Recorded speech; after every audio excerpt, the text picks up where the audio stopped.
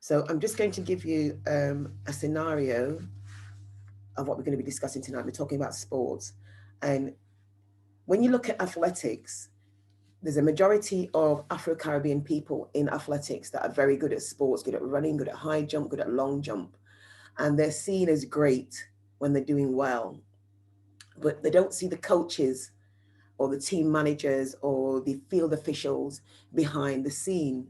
And I am one of those team leaders, one of those officials, and one of those athletic coaches. And I've coached many children from the age of 5 right through to 75 is one of my oldest clients on the track, who are still running and jumping and doing things that they're doing.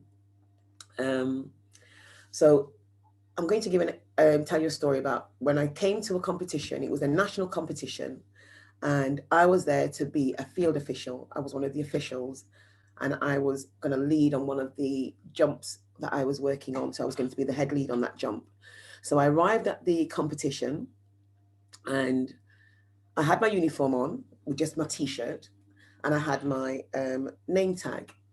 And I walked in with my husband, and he decided to wait by the door for me. So I thought, okay, you can wait there because it's me that's the official. I'm the one that's the coach. I'm the one that's registered. So they bypassed me and went straight to my husband. And I thought, oh, I wonder why they've done that. So I'm waiting now. They gave him a bag, they gave him a jacket, they gave him 2 t-shirts, and they gave him his luncheon voucher. Didn't ask him anything, just gave him the things and said, just have a look and see where you're working today. You know what you're going to be doing today, which area you're working on. So I'm stood there and I'm thinking, he's not an official, but he's not got a uniform on, but they've gone to him. So I'm stood there and I says, hi, yeah, and they went, who are you? What you shouldn't be in here. This is for officials. Are you training today? Are you competing? Are you competing? So I says, no, I am not competing. I am an official. And I said, that's why I'm wearing the uniform. Oh, I didn't see that. And I thought, oh, how rude. But I kept my calm and I thought, I'll just ask. So I says, I'm just come to collect my jacket and the bag and so forth or whatever. Oh, you can't have one of these. Oh, why ever not? I am an official. I'm here to work and do my job and here, blah, blah, blah. I'm from this club and blah, blah, blah, I told them. And still, there was still this like look. And then a few of them started to come over and said, oh, no, you're not allowed to have any. You've got to be a coach or an official for 5 years.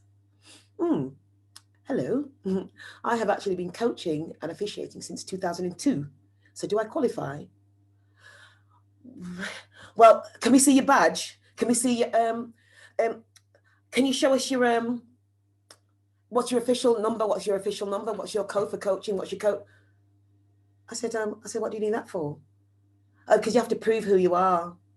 I went, oh, okay, not to worry. Yeah, okay, I will show you. And then I looked over at my husband and he's thinking, what's going on? Because he saw that my face was now getting like swell up, as we call it, swell up face. Yeah, the mouth was setting. But I thought, Dorretta, keep calm, keep calm, keep calm. So I did. So I then sort of like waved over to my husband and then he came over. And then I says, you've given this man the full uniform, the full regalia of everything. I said, do you know who he is? And they went, well, you have to be coaching. I says, yeah, I'm asking you, do you know who this man is? I says, actually, this is my husband. He's white, you see, he's white. I said, this is my husband. I says, and firstly, he's not a coach. Secondly, he's not an official. And thirdly, did you ask him for anything to have a look at what he had? Did you? Did you ask him? Did you ask him? She couldn't answer. The other 2 decided to walk away because they felt embarrassed. And then they said to me, well,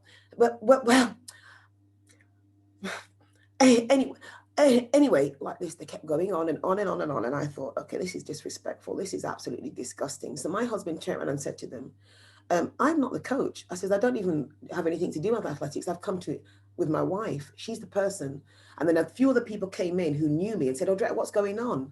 So I says, well, why don't you ask these ladies here and these people here? And, you know, they still refused to give me the full of everything. And so I had to go and get the team manager for the whole event.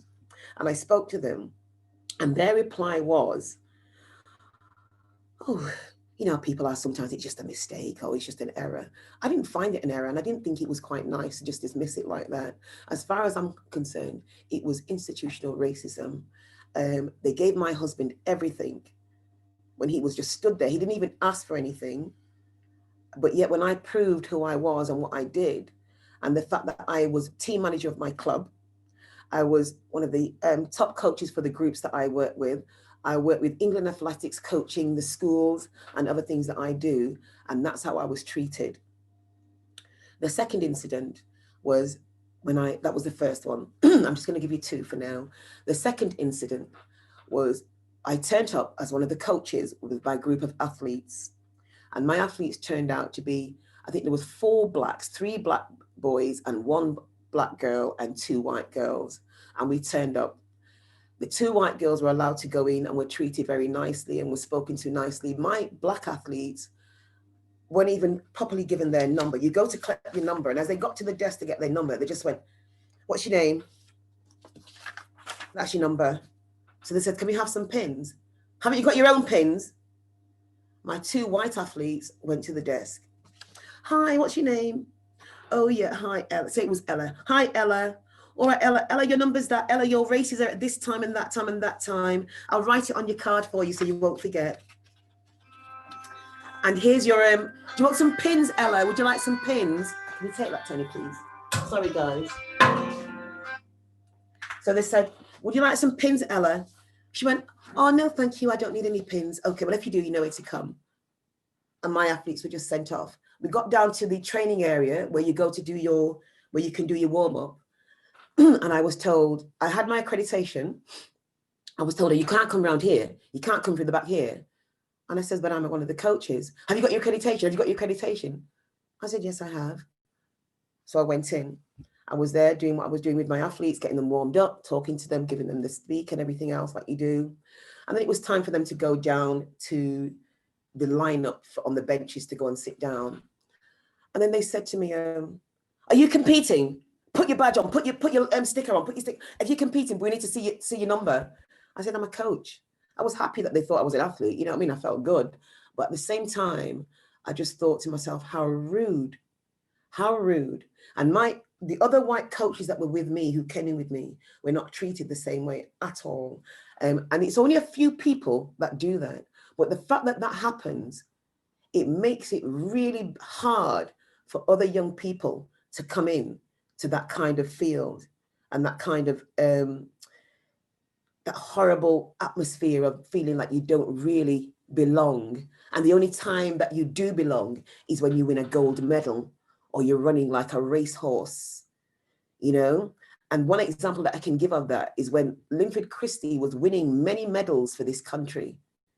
And when he got into problems with the 1988 CL races with the drugs and everything else, it wasn't even him. He was then classed as the Jamaican runner Linford Christie has been disqualified. Jamaican runner, but he was a British runner before. So those kind of things are indirect racism and very hurtful, especially when you give your time, no matter what color, what creed, whatever people are, you give your time as a coach, sometimes voluntary, sometimes paid, but you give your time because you really care, because you want to inspire young people to do more with themselves. And that's how you're treated. It makes you feel very deflated. And those are my 2 stories. There is many more. I can talk to you about when I worked in the offices, I worked in the legal field, I worked for in the finance department, and the things that I had to go through, where people would say, "I'm not taking any orders from that black woman or that NI word. You know, why should I'm not doing anything for her?" You know, things like that. And it's just horrible when you report it and they just dismiss it and say, "Oh, they're only young, they just don't understand." They do understand because their parents taught them to be like that. And it's quite a shame, really. So thank you. That's mine.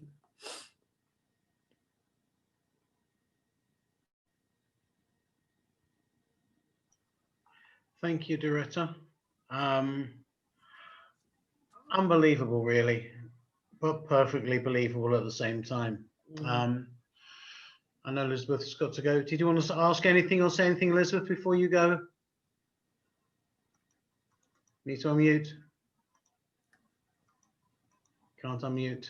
Only to say thank you for sharing, because sadly, you know, the story um, is extremely powerful and very real. I'm glad you told it just in that nature of how it happens and how it builds, and that sort of state where you are almost questioning, you know, you're having to prove yourself on a constant basis. And this is the sort of drip drip approach. And when I talk about how it affects people in employment, you know, because I've sort of seen it from even the trade union side, people being absolutely just, they, till they can't take any more, bullied and harassed out of work, or what they do, because it is this constant drip drip, they explode eventually. You know, they then do snap, they then do this characteristically aggressive behavior that we're all accused of. And it's because the constant drip drip drip drip drip is there. This needing to prove yourself, having to justify just your very existence, you know, and being who you are. And it has an impact. It has, I believe, and I have seen, and that's why I went into coaching around this, it has an impact on people's mental health. It drives people down, it really does. So it's, to me, it's extremely serious, and I thank you for sharing the story. And I made sure I gave my apology, because I wouldn't like you to think I was leaving early out of a result of what you said.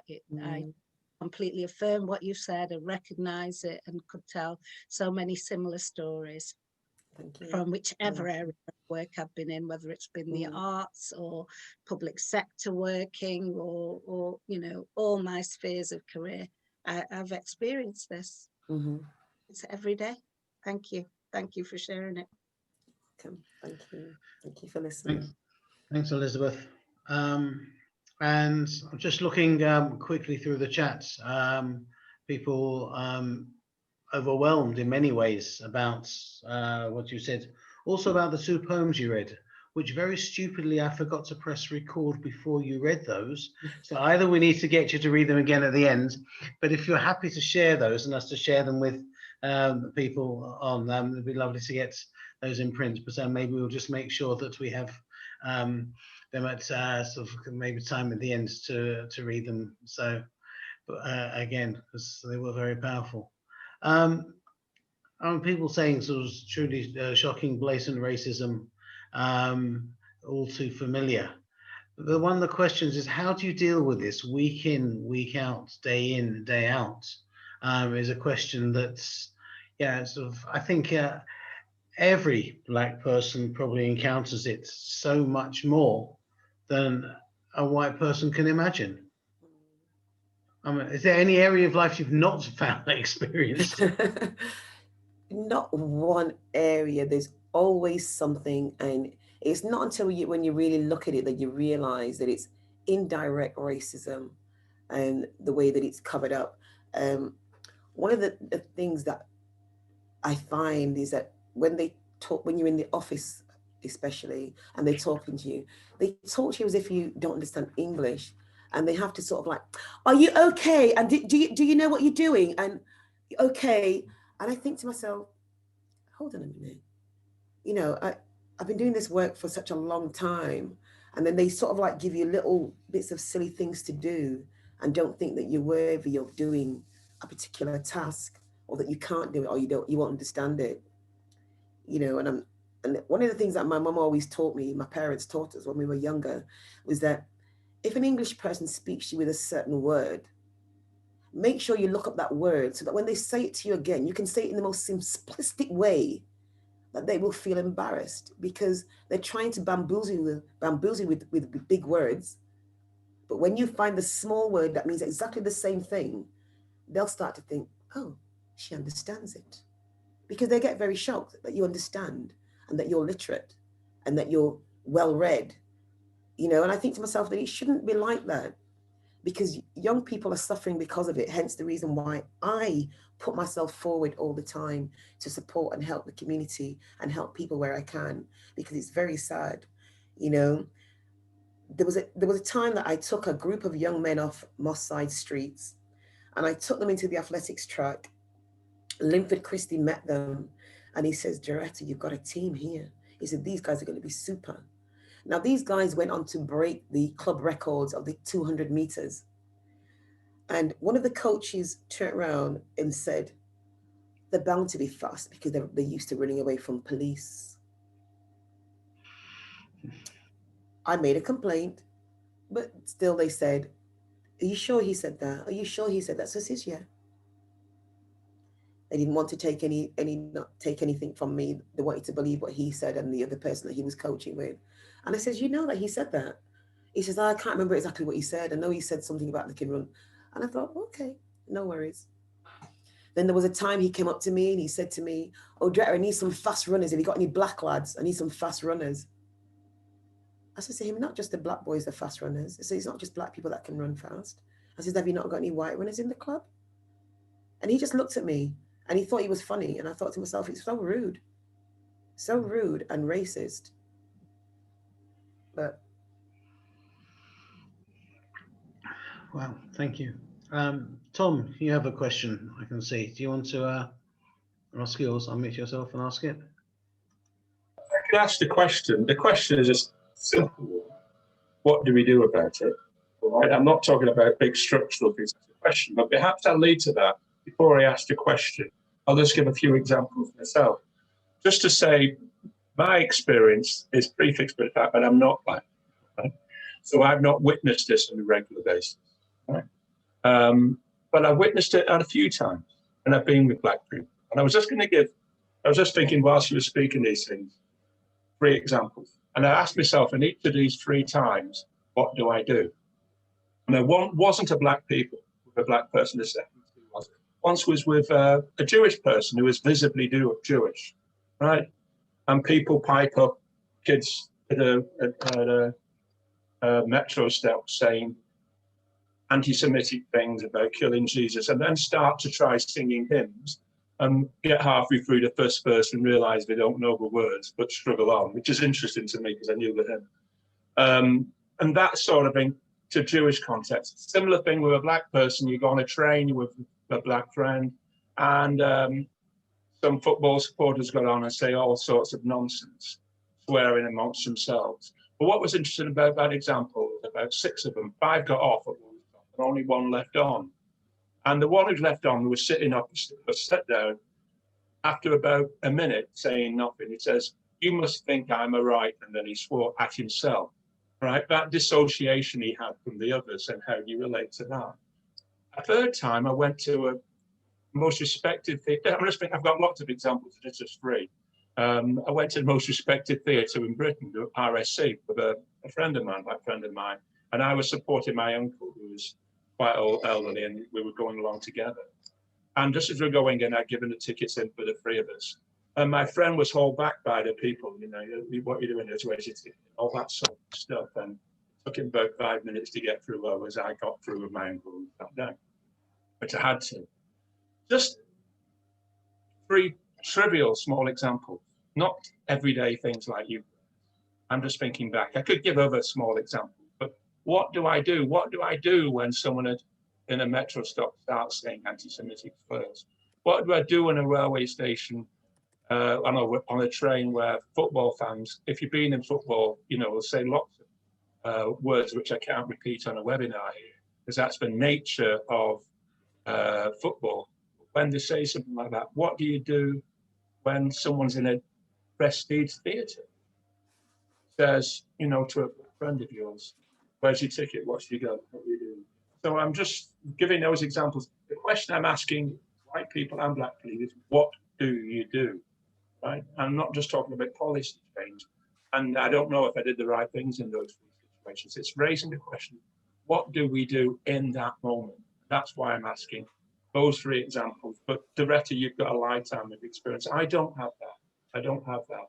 But I still ask myself, what do I do? And do I do the right thing? And I still have it now. I've not got the clear answers on those 3 examples and others. What do I do? That's my. You want to take that, Dorretta? Thanks.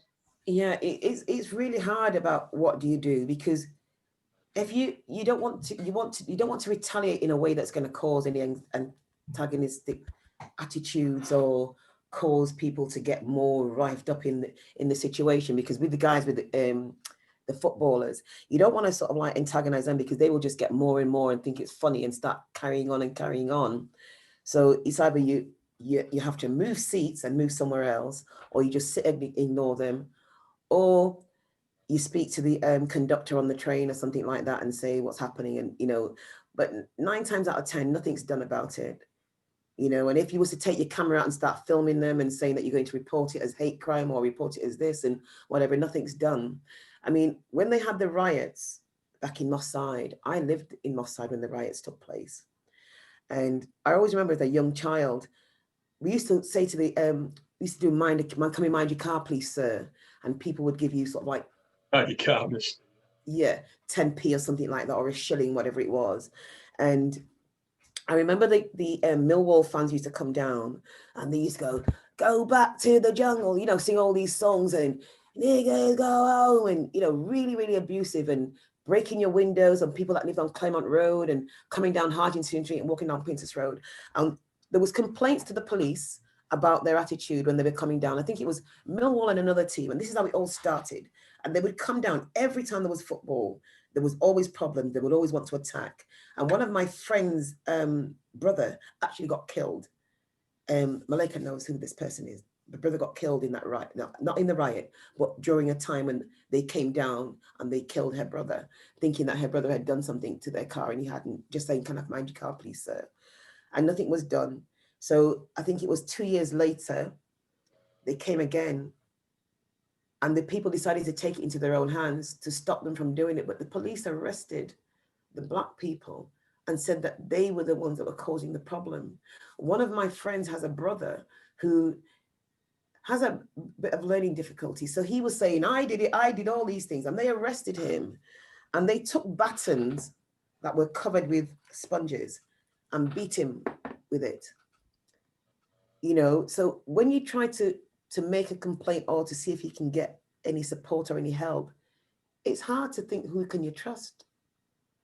Who's going to help you really? Because it took for the riots in Moss Side to happen for people to speak out. And we're still speaking out now.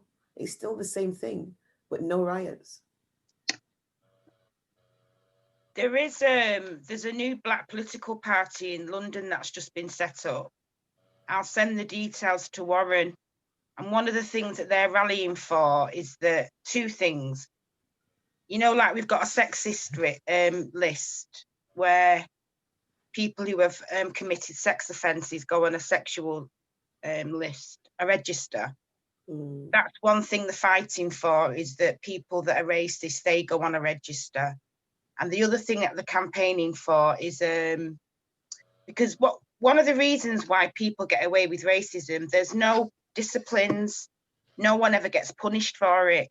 So that's why with police officers, when you see them being physically violent or verbally aggressive towards Black people, they know they're allowed to do that because their predecessors have never been challenged or disciplined or charged with anything, because there is no law for it.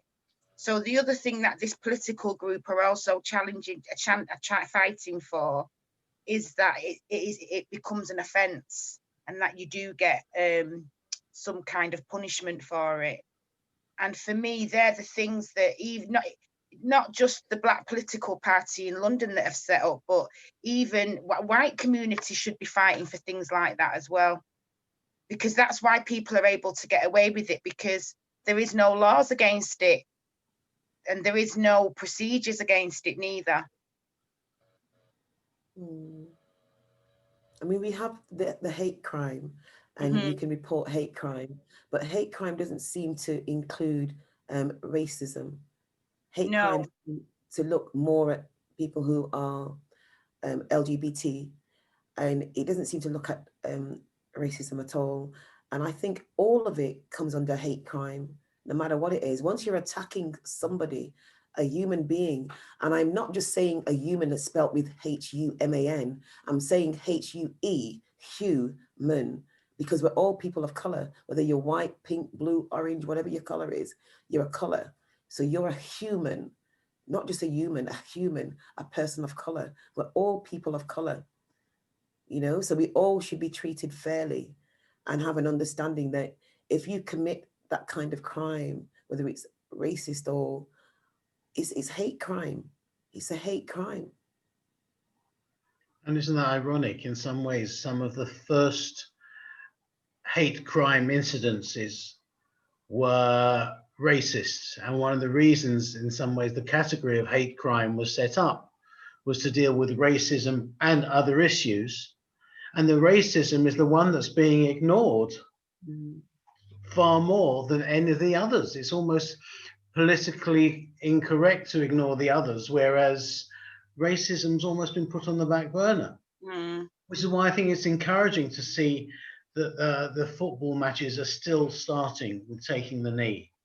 And yeah, as the people like Raheem Sterling are speaking out, and others, and it needs to be more and more and more. And I think it's, you know, I noticed Colette's put in the chat, yeah, I don't know what is more shocking, the ignorance of the people who speak in the way they speak to black people sometimes, or whether the way it's dismissed by those in authority who are dealing with exactly the reporting issues that are being brought. And I think I want to challenge you, Malika, in terms of your terminology, because when we say it's all right to get away with it, no, it's not all right to get away with it. We must never condone the language that turns around and says it's all right, or they know they can get away with it. Because it's not a matter of getting away with it. It is an offense. It is wrong. It is inhuman. It is immoral. It's a hate crime.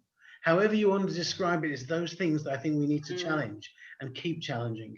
Yeah, and I hear you, but I don't mean it that I believe that. I know.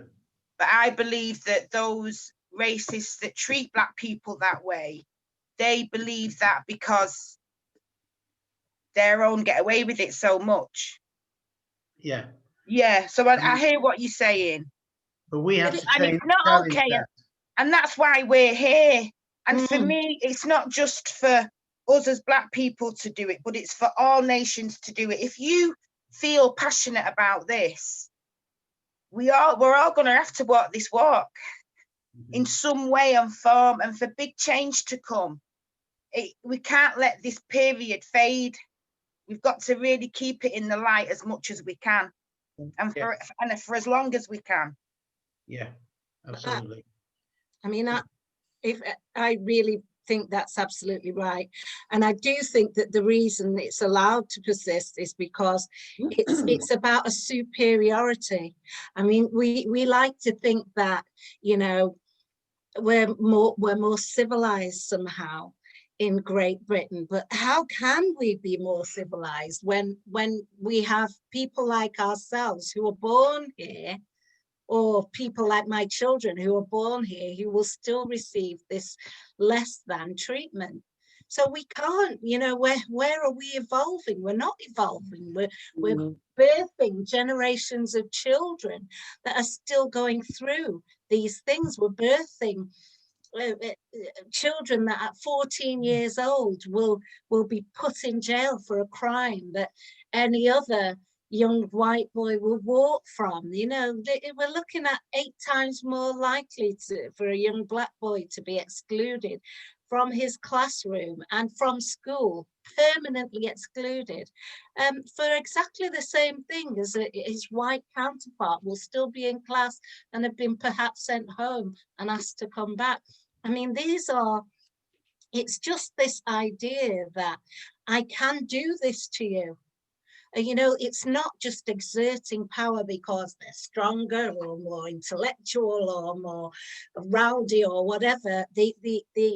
The power comes from, I believe, you know, you are less than me. And that is generations deep. That's why we can't let it go, because for the first time, people are listening to the conversation. It's not just the incident, it's what came behind the incident. It's why is this even happening? Why would people think that, you know, I dealt with a social worker once who when I was working for Salford Children's Services, and he was the manager of a children's home, and the children um, um, um, tied him down, not tied him down with string, but, you know, forced him down, and they burnt his hair off with, you know, they literally singed it off with the lighter, and they attacked him in that way. And you know what happened?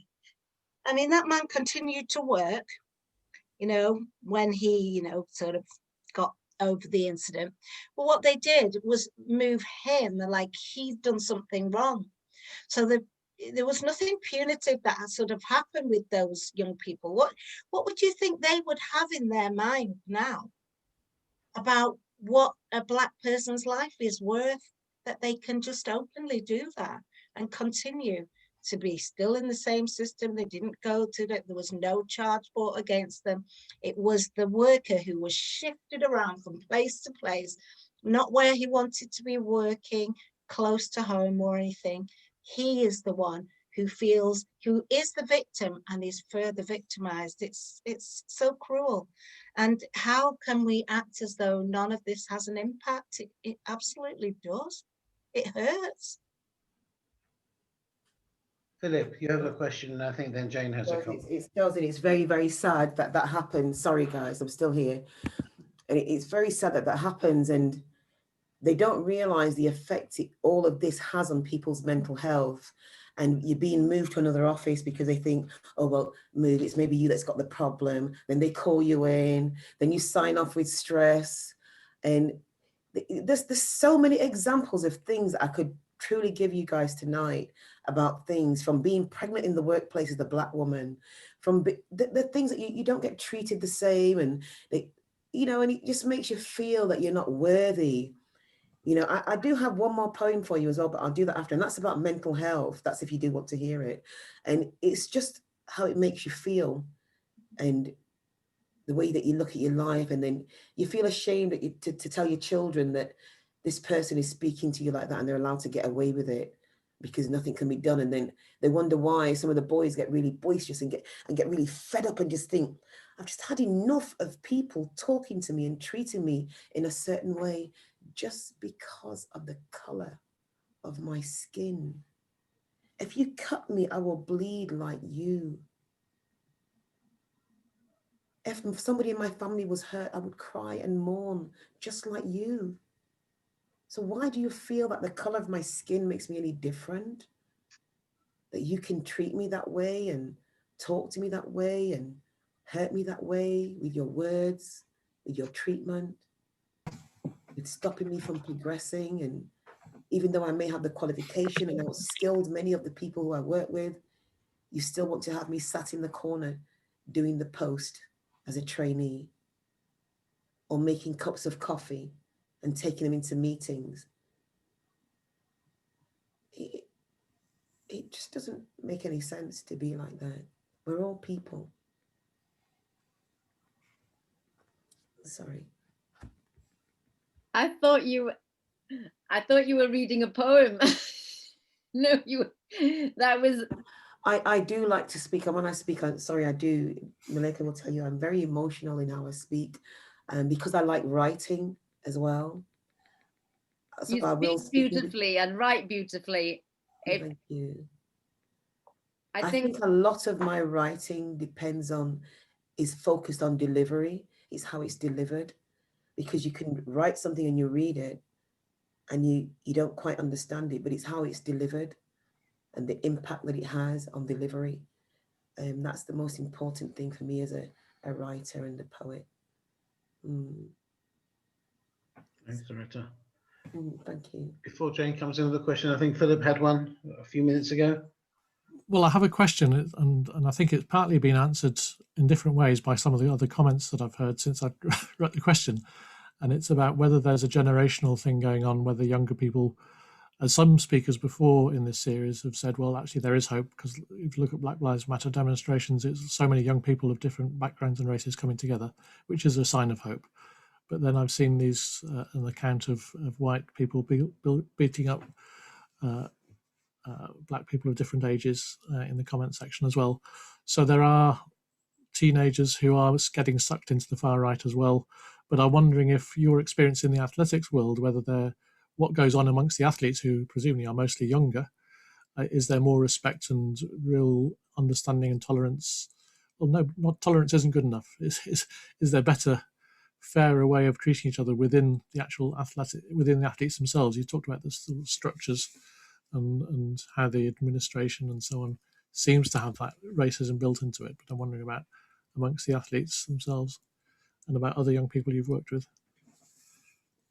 The other young people I've worked with, there's other coaches there that are very, very racist. Right. And they will not take many black athletes when they first come into the track, into the arena, into their group. They won't take them in. And I don't even want to give names, but specific areas, they think it's just for the elite, especially those that do the pole vault. They think it's for the elite group, so they will not let black children into that field at the moment. However, there is a young boy who has gone into that area because he was a very good athlete in another field that he did. So he's very good at jumping. You know, you imagine somebody who's a gymnast can spring and bounce and do most things and backflip. So that person was taken because they were doing so well. But ordinarily they wouldn't. And they disrespect you on the track. As a coach, they will make sure they use all your lanes. They will stand in your way. The young athletes are running and doing their training, and they won't even give them the respect as athletes until it comes to competition day. Then they'll say, oh, we've got the teams already, blah, blah, blah. We put this person in, put that person in. And the only time that they will let your black athlete compete, who's not at the top grade standard, is if their athlete is going for another competition. Then they'll say, oh, you can let that person do it, which is unfair because all the children have been training. All the children are just as good and need to be given the opportunity and given the chances to compete so people can see where they're at. But it never happens. It never happens. And then when you have an athlete that is doing well and they go to a competition, they won't let you be the person that takes them. They'll take them and go under the wing and say, oh, yeah, this is one of my athletes. Yeah, he's been training with me for about, oh, yeah, she's great. And that athlete then gets deflated thinking, well, why can't I have my black coach come with me? And this is talking about white girls as well, white boys who I've coached. They'll be like, oh, well, I want to go with Dorretta because she's my coach. Oh, no, we'll be taking you. And they've not gone because they're not used to those coaches. And they're thinking, well, why have I got to go with that coach? The others are going with their coaches. Why can't Dorretta come with me? But they never make any room to take me as a black coach and female as well to be the person that walks with those athletes unless I make my own way there. And until I became team manager, then I was there all the time. But before that, not a chance. And even when I became team manager, there was no help. But the other team manager before me, before she left, they all helped her. They supported her. They got all the athletes. They did this. They did all the phone calls for her. I did it all on my own for 3 years, team managing, bringing the club up. And then I decided that I was going to step back for a little while. In 2017, I stepped back and saw the club fall. And then they've asked me to come back again as team manager. Thank you.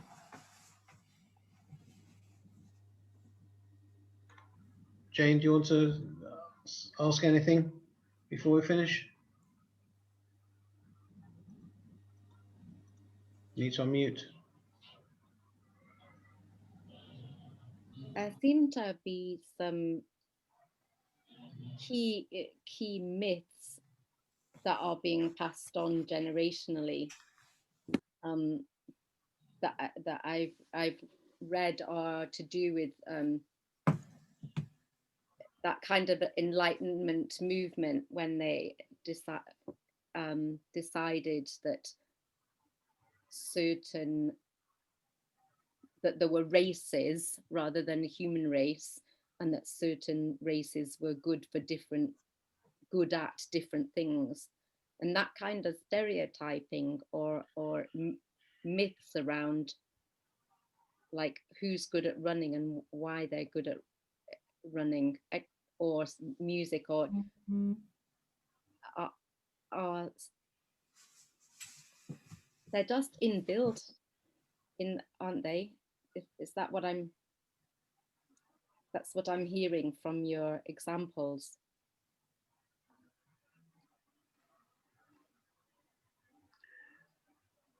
Might have lost Dorretta for a moment. I'm still here. I'm still here. Yeah. So I'm feeling fired up, Dorretta. I think we all should feel fired up. You know, it's good that we've got this group. It's great that you have this group that is talking about these issues as well. And Malika, I thank you very much for inviting me to this as well. So thank you. And it's nice to see your faces, and I can see from looking at you all that you're all probably thinking, does this really happen? You know, is it really like that? And sorry to say, but it is. And it can be quite painful. And it's just, when you see those things happen and you're there, because even when I've been out to dinner with my husband, and we've been out, and you know, I know etiquette because I went to a school of etiquette, and we learned etiquette at school and everything, how to sit and how to speak and how to roll your R's. His name's not Richard, it's Richard. You've got to say Richard, Dorretta, and everything. We were out for a meal, and they come to the table, and they will ask you what you want and everything else, and they'll ask my husband what he wants, and then I'll go, "And what are you having?" But they're looking at my husband, and I'll give them the order, and then they'll bring the drink, and they'll place the drink down. They'll put my husband's drink down in front of him, and they'll just put mine at the side. So one day I decided I'm going to say something to the manager. So I says, "Excuse me, madam, but do you think you could call the manager for me?" And they looked at me, and I says, "Firstly, etiquette is key. When somebody comes into the restaurant, you serve the lady first." "Oh, we're teaching them to do it." I says, no. They've served other tables with white couples. They've served the lady first, and they've smiled and taken her order. They've come to our table, and they've not done the same likewise to me. Is there a problem? Is there something wrong? Should I not be in this room? Should I not be here? And they couldn't say anything. And the person that was supposed to be serving me stood there like that, and they went, and just turned away. And I'm thinking, but you've not even addressed it. You've not said anything about it. Because if you're going to treat people that come into your establishment who's paying good money as well, you've got to treat them the same. And that's happened on many occasions where they've just put my drink at the side and placed my husband's and go, "There you go." And then they serve the food, they do the same thing. Now you're supposed to always, I know from working in the restaurants for many years, that you serve the lady first. Unless it's one of those restaurants where things come out as they come out. So you take what's coming out quicker, it just, whoever gets it. But they weren't doing that. They were deliberately just serving my husband and just placing mine at the side. And then when my husband saw it, he then decided that he's going to say something, because he said he's never noticed it before. And then he decided that he's going to watch for it. And then when he saw it, he go, "Excuse me." And he would tell them, and they look at him as if to say, "She's only black. You know, why would you?" And it's the way it makes you feel. And I thought to myself, why would they do that? Why do they think that they can really treat people like that? But you try not to complain, because you think if you complain, they might go into the kitchen and spit into your food or something like that. So you just don't say anything. You know, and I know it's silly to think like that, but that's how it makes you think. So then you feel like you shouldn't even be in there, or that you don't want to go there anymore or anything like that. But, you know, sometimes the managers have actually apologized. And there's been one where the managers have said, well, you can have a drink on the house and things like that. But that's not the issue. That's not what you want. You know, you want to be treated fairly and equally and respected. Yeah. Thank you, Dorretta. I'm aware it's just past 7. We normally aim to finish at 7. Don't always do it. Partly that's my time management, and partly because it's been so moving and powerful. And tonight is as powerful as any of them have been. I think in an area where we almost assume that there is equality for blacks, even that blacks are better than so many whites in sports, surely it's better there. And it's humbling in many ways to hear what you've said tonight, in sport and in so many other areas as well. So a very, very big thank you. We normally end with an interfaith prayer, but bearing in mind you said you had a third poem, and people... You can just end with the prayer, it's fine. Well, actually, that's if you'd like to end with all of your poems, the two read at the start and the third one again, and if Malika feels we want to end with the prayer after that, then fine. But otherwise, thank you. It has been superb and powerful, so powerful tonight. Thank you, Dorretta. And painful, very painful. So your poems, please. Okay. First one. I get this all the time. I get this all the time.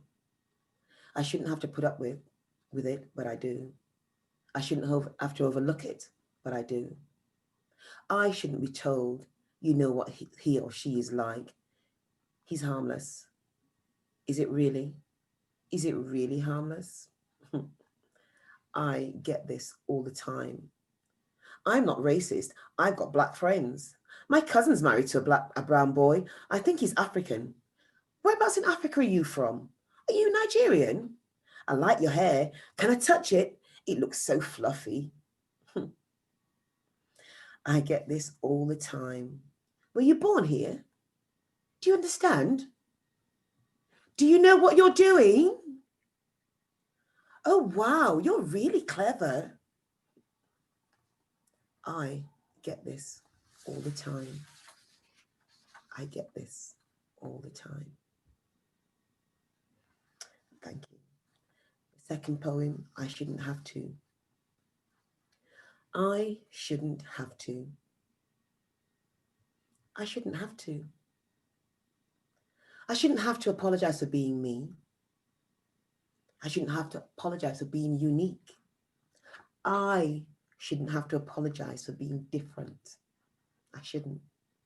I shouldn't have to apologize because I have a voice. I shouldn't have to apologize because I speak out. I shouldn't. I shouldn't have to apologize because you think I have a chip on my shoulder. I shouldn't have to apologize because of your ignorance. I shouldn't. I shouldn't have to apologize because of your stereotyping thinking. I shouldn't have to apologize for your upbringing. I shouldn't have to apologize for you. And I sure as hell am not going to apologize for having black skin. Thank you. The last poem is about mental health, and it's just a poem that I wrote because I'm working with an organization that's looking at black mental health at the moment because of everything that's going on with Black Lives Matter and so forth. So I wrote, mental health. What does it look like? What does it feel like? Does it look like me? Does it look like you? When we hear those two words together, they conjure up an image of a person not of sound mind. A shameful title that you're not quite within your head or not quite right with your behavior. We all go through some mental turmoil, whether physically, emotionally, spiritually, or racially, that causes an action to repel a reaction, when in reality, it's what's happening to me. No one sees what I'm going through. No one understands my situation. No one really cares. I feel ashamed. is real. Yes, mental health is real, caused by the abuse of racism and hatred. It's real, and it sits under the big umbrella that covers anxiety, depression, fear, schizophrenia, misunderstanding, miseducation, misconduct, misdiagnosis, and wrong treatments and care and medication. All because I am Black and hated and destroyed by your racism. Racism. Racism.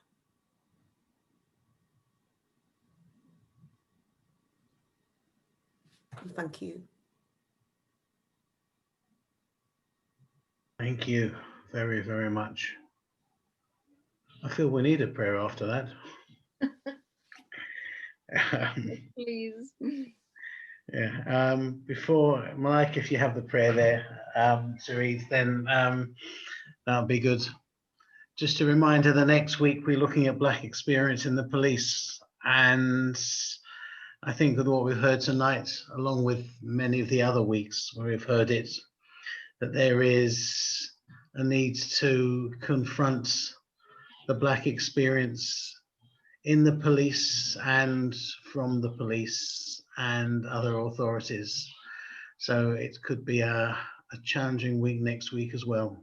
If you can join us, and remind others to join us as well. And then 2 weeks after that, we have our conference. More details will be hopefully available about an almost finalized program next week, focusing on, I suppose, the way slavery has affected everything to do with racism, but also how we can be anti-racist and deal with some of those issues and challenges that we've mentioned so far.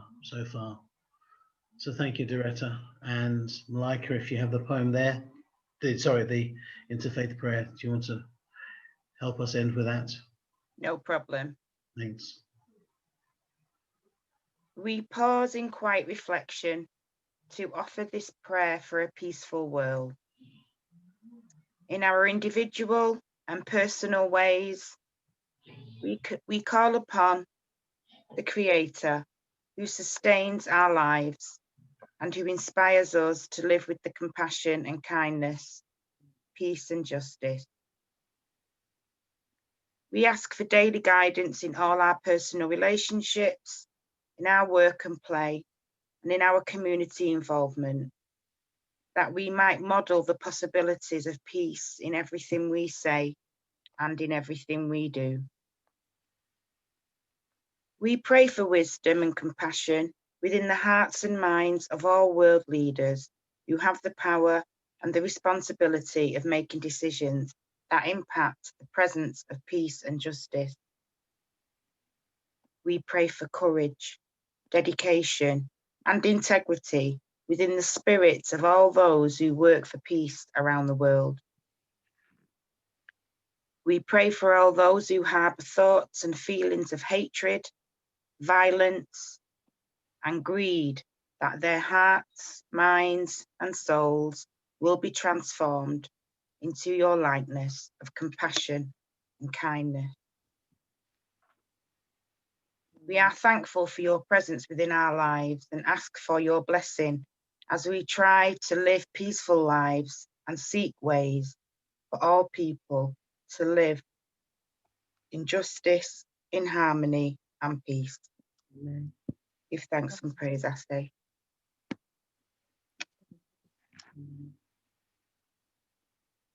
Thank you, Malika.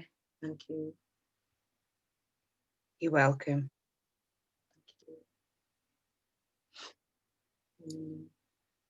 I think we've all been silenced by the evidence tonight. It feels like we're having our own truth and reconciliation community meeting here. Look forward to seeing us all together next week. please feel free to share the publicity and encourage others to come along. It's never too late.